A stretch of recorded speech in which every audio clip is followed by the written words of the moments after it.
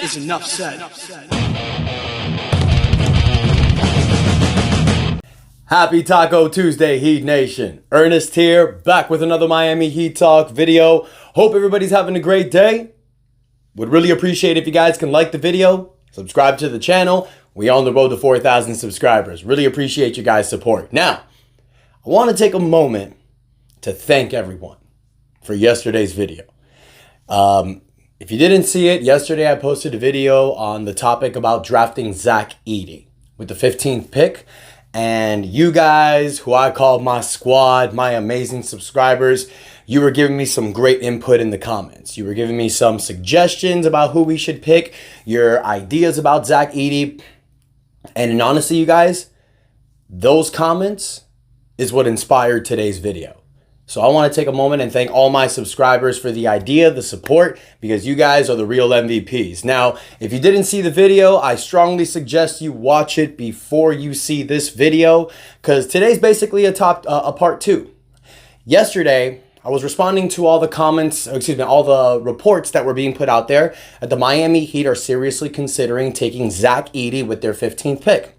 And just to recap a little bit, a lot of my subscribers yesterday, you guys were saying a lot of different things. You know, there were people that were supporting the pick, thinking that it would be a great option to have a guy that's 7'4", 300 pounds, you know, a dominating presence down low, which Miami Heat have not had since Hassan Whiteside.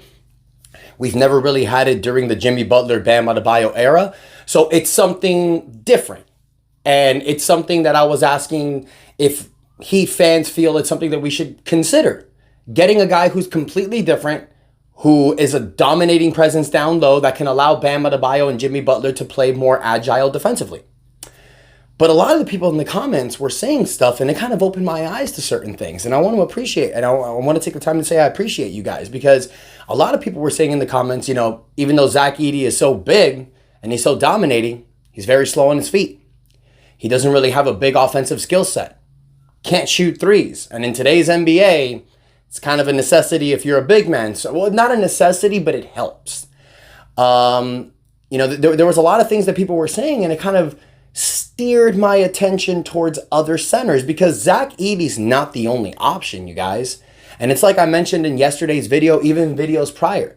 There's a center that I like from Duke by the name of Kyle Filipowski.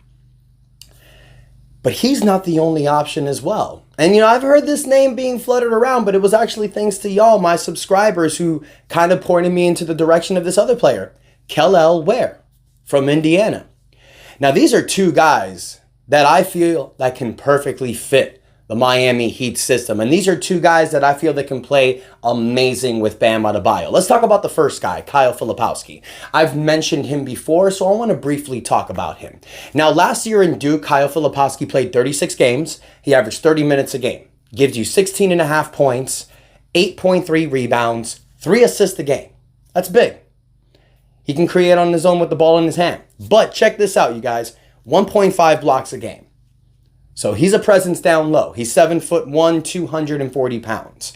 1.1 steals per game. He shot 50% from the field, 67% from the free throw.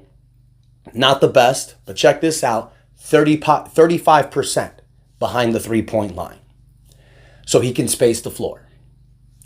Now, the last time we saw Bam Adebayo play with a big center, it's like I've mentioned before, Myers Leonard, Kelly Olynyk, where Bam Adebayo started at the power forward position.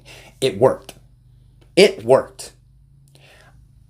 Now let's talk about the other guy, Kel'el Ware from Indiana. This guy's numbers really popped out to me. Check this out. 16 points a game last year. He played 30 games with Indiana, 32 minutes a game. It was his second season. Kyle Filipowski as well. They're both sophomores.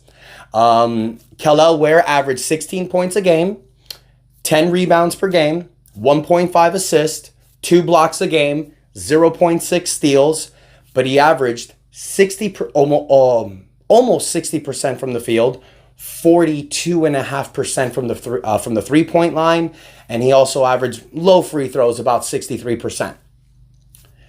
But why am I mentioning these two guys? Because these two guys, what popped out to me is not just their rebounding, it's not just their blocks, it's not just their scoring, but it's their three-point percentages. That's something Zach Edey doesn't have. And it's like I mentioned in the video yesterday, you guys, as beautiful as a shiny toy that Zach Edey is, a 7'4", 300-pound center is not something that Erik Spoelstra has had in this arsenal during the Jimmy Butler, Bam Adebayo era. So you don't know if that would work well. The last time we saw Erik Spoelstra play with a center like that was Hassan Whiteside, where he had to cater the offense towards Whiteside. We were never a playoff team. We only did it one year in 2018 with Whiteside as our lead guy. So it doesn't really work with Erik Spoelstra's offense. Erik Spoelstra likes to play a fast pace and space offense. He likes people that can stretch the floor and hit the three. Bam Adebayo has improved his offensive game this season. Not from his averages and his numbers, because he's sharing the ball with so many other players that can average 20 a game. But when you look at Bam Adebayo's numbers this past season, you guys, averaging about 35% from the three-point line, taking more three-point shots the second half of the season, even translating that in the playoffs, shows me that Bam Adebayo's offense is elevating, is getting better. He's going to be able to develop a three-point shot. He's going to be known for that next season, in my opinion.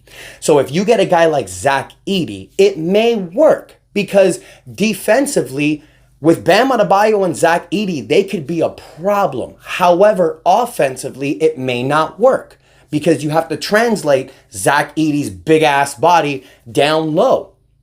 But what may work, and what we've seen in the past with this Miami Heat team that has worked with Bam Adebayo, is a 7-foot center that can space the floor and hit the shot. And these two guys fill up the stat sheets. Now, if you ask me, you guys, it's more of a preference thing.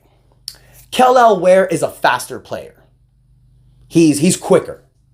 So if you get Kel'el Ware next to Bam Adebayo, you're able to have more of a fast-paced offense. You can play guys like Kel'el Ware, Bam Adebayo, Jaime Jaquez Jr., Duncan Robinson, Terry Rozier. That's going to be a very quick lineup. You get a guy like Kyle Filipowski, he's a little bit slower, but he has better footwork, in my opinion. So Kyle Filipowski is more of an option that pushes the offense and probably makes it a little bit slower, but it possibly makes it a little bit better. So it's really more of a preference thing. These two guys are very similar. The only thing that I'm seeing, like the main differences, is that Kyle Filipowski looks to be a little bit better on the defensive end, but Kel'el Ware can hit the three-point shot a little bit better. So it's really depending on what you like. Now, both of these guys are slated to go the same spots. Kel'el Ware, last time I saw on the mock draft, he was projected to go 16th to the 76ers. Filipowski was projected to go 18th. The Heat have the 15th pick. And it's like I posted in my video last week, there's not only options at center, you guys, there's point guard options as well. Those are two positions the Miami Heat need to focus on in this draft. Yes, you have Isaiah Collier. Yes, you have, oh my God, I forgot his first name, but his last name is Walker.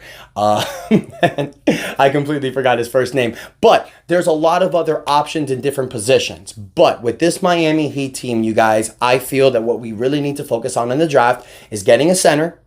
That should be the main focus. But you also, if let's say for some reason Filipowski and Ware and Zach Edey are taken off the board before the 15th pick, well then now you got to go the other strategy. Getting a three-point shooting point guard who can really help out lead the offense with the second unit. These are two positions that the Miami Heat need to focus on, because you really don't have a backup point guard. You have Terry Rozier, and then you have guys that can fill the role.